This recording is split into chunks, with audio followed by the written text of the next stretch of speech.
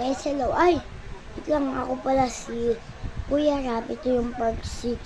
Wait lang po, ako si Kuya Rap. Wait lang.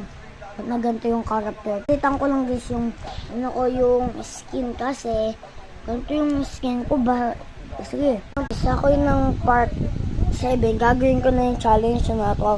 Para makita nyo yung mukha ko. Mabilis ako. No, guys. Supportahan niyo ako.